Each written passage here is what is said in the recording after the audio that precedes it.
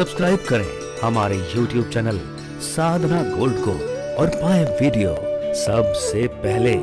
और हाँ, bell icon दबाना ना भूलें।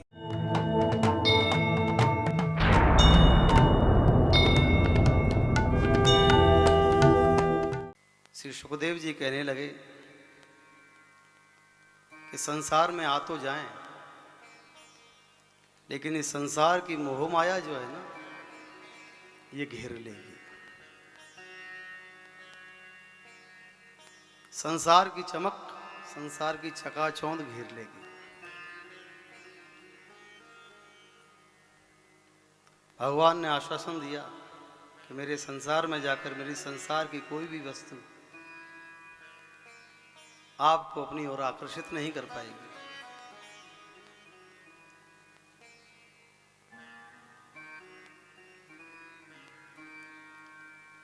जब ये आश्वासन दे दिया तो यहां पर व्यास जी की पत्नी के उदर से अवधूत श्री सुखदेव स्वामी का यहां अवतार हुआ है। बोलिए श्री सुखदेव जी महाराज की जय। बोलिए श्री सुखदेव जी महाराज की जय। बोलिए श्री सुखदेव जी महाराज की जय। जैसे ही जन्म हुआ जंगल की ओर चल पड़े हैं, लेकिन पुत्र मोह में ऐसी आसक्ति कि व्यास जी अपने पुत्र सुखदेव के पीछे दौड़ने लगे। रुक जाओ पुत्र। लेकिन सुखदेव स्वामी तो अवधूत है,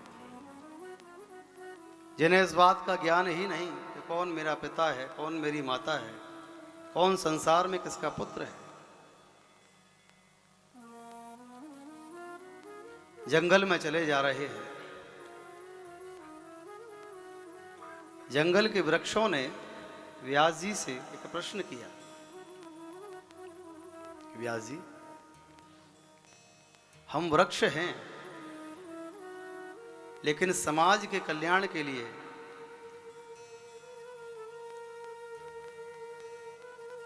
लोक के लिए हम उन्हें फल प्रदान करते हैं, लेकिन क्या वो फल हम स्वयं खाते हैं? जब हम साधारण वृक्षों की ये स्थिति है कि हम अपना फल स्वयं नहीं ग्रहण करते, और आपके सुपुत्र श्री सुखदेव स्वामी ये तो लोक कल्याण के लिए आए हैं। अगर कोई हमारे वृक्ष से हमारे फल तोड़ कर ले जाए तो हमें कभी कष्ट नहीं होता। कोई कंकड़ मार के भी अगर फल तोड़ दे तो भी कष्ट नहीं होता। जब हम साधारण वृक्षों की ये स्थिति है, तो आप तो इतने ज्ञानी हैं। जब वृक्षों की ये बात सुनी तो श्री व्यास जी वहां से वापस आ गए।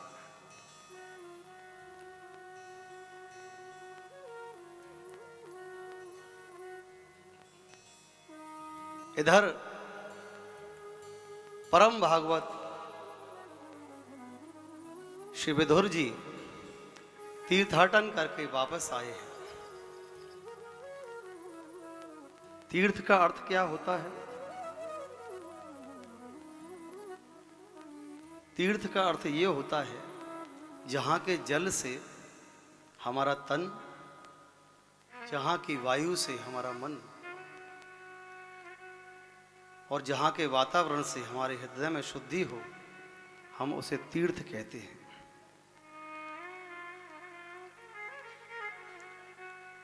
तीर्थाटन करके जब वापस आए हैं तो धर्मराज युधिष्ठिर ने अनेक प्रकार से विदुर जी का सम्मान किया है। यहां से विदुर जी धृतराष्ट्र से मिलने के लिए पहुंचे हैं। धृतराष्ट्र जी ने पांडवों की बड़ी प्रशंसा की है। अरे विदुर, ये पांडव मेरी बड़ी सेवा करते हैं, विदुर जी कहने लगे, आप आज उन पांडवों की प्रशंसा कर रहे हैं जिन पांडवों को मरवाने के लिए आपने कोई कसर नहीं छोड़ी। समय समय पर जैसे भी संभव हो सका आपने पांडवों को मरवाने के लिए जो भी प्रयास कर सकते थे वो करे, और आज उन्हीं पांडवों के टुकड़ों पर पड़े हुए हो। समय आ गया है संसार से जाने का, और अभी तक इस राज सुख को भोगने के लिए पांडवों के द्वार पर इस प्रकार पड़े हुए हो।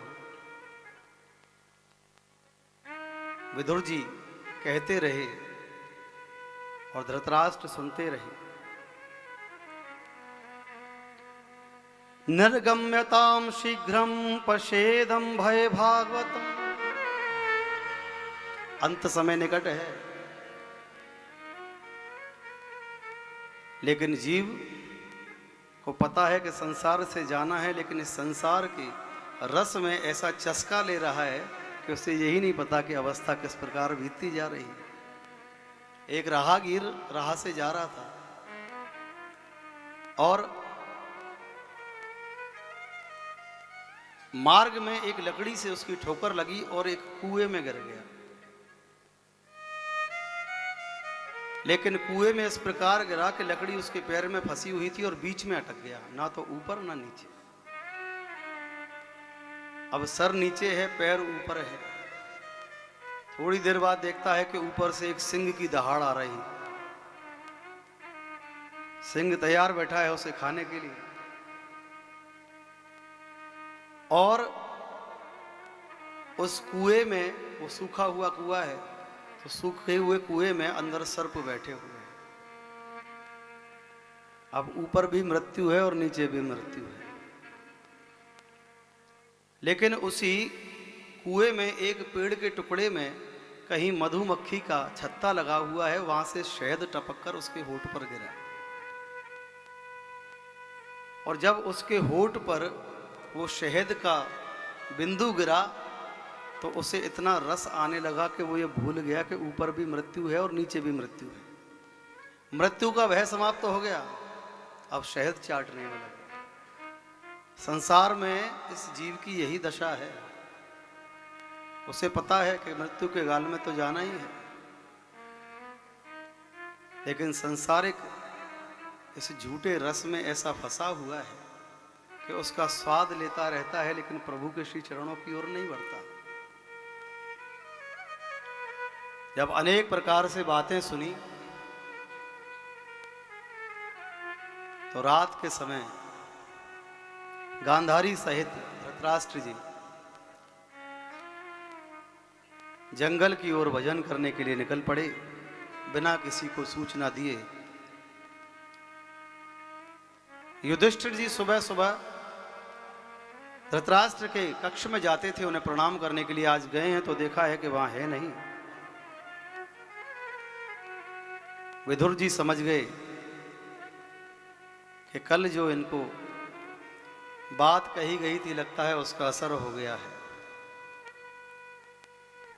क्यों कि टिक टिक करती घड़ी सभी को,